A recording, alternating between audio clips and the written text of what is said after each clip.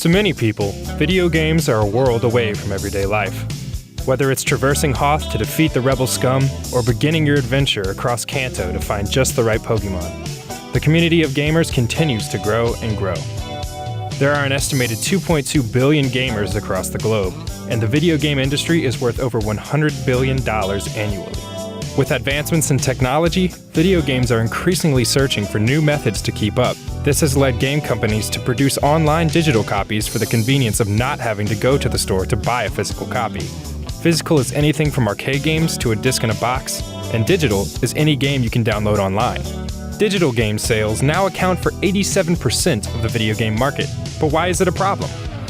Physical games allow you to play the game whenever you want, without the fear that your right to play it will disappear, whereas digital games only give you a license to play the game, meaning that if the company that made the game removes it from the online store, your video game that you paid for is gone forever. This has caused plenty of gamers to be hesitant buying games that are only released online because they believe that video games are art forms worthy of physical preservation. Well, I think there's room for both because I think each has their own advantages and disadvantages. When if you're talking physical, it's something you can hold, it's something that you feel ownership of. But digital, there's always that we've reached this age where everything can be backed up or replaced once it's lost, as opposed to physical, where once it's lost, you're basically on the hook to buy it again, that kind of thing. With games nowadays, I feel like it's less about the patterns or really like just having the skill of like hand-eye coordination as so much as it is just playing a story and that the story and the artwork look like really nice and real. It's a part of history. I mean, every part of history should be preserved for its importance of what the impact it had on society, and it's absolutely had a huge impact on a lot of people's lives.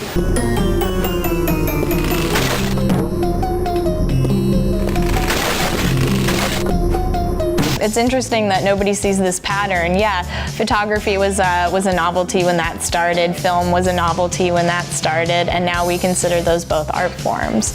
It's all a pattern that we're going to feel really dumb not looking at in a couple decades. There's always the joy of having that physical copy. Like I said, the idea that you could someday not be able to play it anymore because you didn't have that object. There's always that fear, so keeping it around is important. Plus, especially now that most things are digital, like things like Limited Run are out where you can get really amazing box sets with art books. We are Limited Run Games, a publisher of limited run physical games for PlayStation Vita and PlayStation 4. We focus on bringing games that were previously only available in a digital format to a physical medium. We're game collectors and players who fear the prophesied all-digital future. We hope that we're not crazy to think that there are other people like us that still want physical games.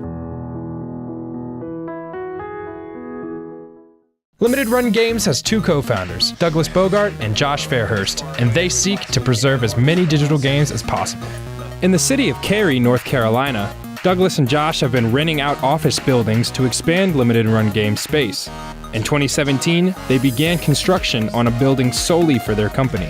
They may look like just a couple of gamers, but they have created a unique company that has drawn the attention of some of the biggest personalities in the gaming industry. So I decided that the best route to be able to do what I wanted to do, which was make games, and do it on kind of my own terms, was to start my own company. We only had a little bit of money left on the loan we had taken out to kind of survive, and Josh didn't want his games that he had designed to exist as digital only. So why'd you hit me? I have free speech too, I met Douglas when I was in 6th grade. It was the second year that I had lived in North Carolina, and he was in my science class. At some point, I think it was in like March of that year, Gundam Wing came on to Toonami on Cartoon Network, and I started this stupid Gundam site where I was making these really bad Gundam fan comics, and he like saw it and he was like, oh cool, is that Gundam? I'm watching that too. And then we just kind of started bonding from there. Josh and I have a really like almost 2-decade-long relationship. We consider each other more family than we do friends at this point. We've had some fights in between the years, but we always get through it. We were in bands together.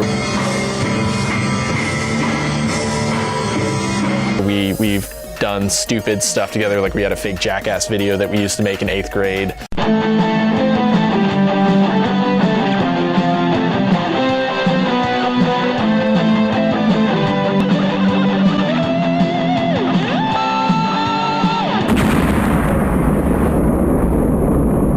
To attract developers, Limited Run Games pays for all the costs to make the physical games, and in return, the developer is charged with the same fee it would cost to put the game out digitally. Their goal is to make more money for the developers, while only keeping a small fraction of the sales the game makes after its physical release on the Limited Run website.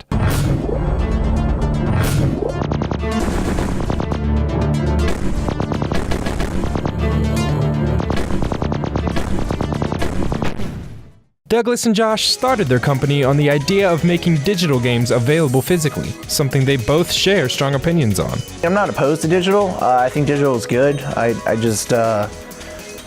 think digital without physical is bad, though. I think you should have a choice. I understand the convenience of digital, but at the same time, you don't own that, and that's what bothers me, and that's why I like physical. I like the convenience of digital. That's basically the only plus that I see of that. But the plus of physical that I think a lot of people overlook is when you buy a digital game, you're just getting a license to play that digital game. You're not actually owning that digital game. At any point, the person that you bought that license from has the right to revoke that license. So Sony can revoke it, Steam can revoke it, Microsoft can do it, Nintendo can do it.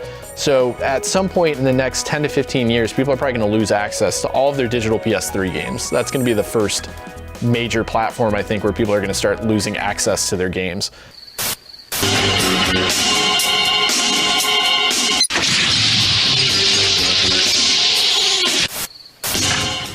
Retro video game stores such as Bits and Pixels, managed by Lindsay Bankel, provide a nostalgic experience by selling only physical games from all generations. You don't just get people who collect video games, you get people who maybe, just want to recreate Christmas 1987 one year for their spouse. Similar stores, such as the Tech Exchange, managed by Holly Wright, still exclusively sell physical games because the store caters to game collectors. I feel like old games teach an extreme amount of patience and hard work and dedication. It's a part of history, and digital media and like electronics and everything shouldn't just be thought of as just electronics and just temporary forms of art, and video games are truly an art form.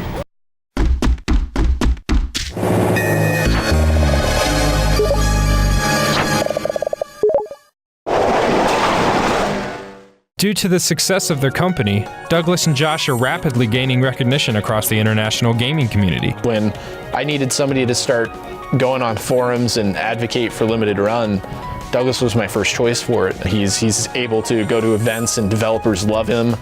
It's kind of insane. We'll go to an event and there'll just be like big names that are just like, oh, hey, Douglas. It's kind of crazy how many people he meets. And it's weird when I just like look at his Twitter and he's just like, hey, there's casually a picture of him with Eiji Aonuma of Zelda fame, the guy who's, leading the Zelda franchise. And Douglas is just sitting there like this, like hugging around him. And I'm like, what? How did you just casually tweet that?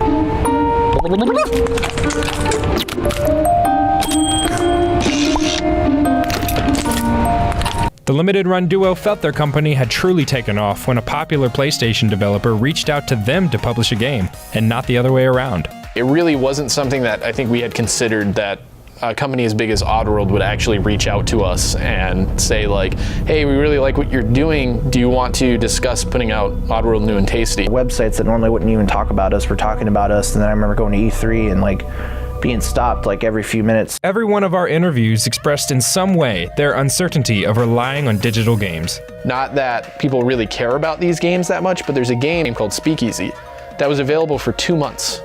And it's gone. You can't download it anymore. Only like 900 people got that game.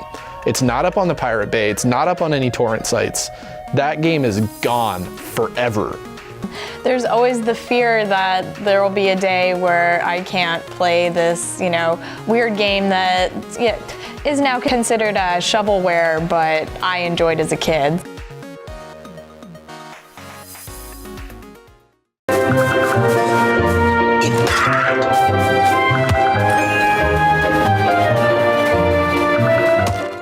Nintendo Switch, I think, is a big thing that we want to do. We don't have any kind of confirmation back on it yet. We don't know if we'll actually be able to get on there anytime soon, but it's something I really want to do. 1 month after completing our interview with Josh and Douglas, they finally got approval to publish games on the Nintendo Switch. At the end of the day, video gamers just want to play, and if a completely digital future is dawning, then that would be a total game changer.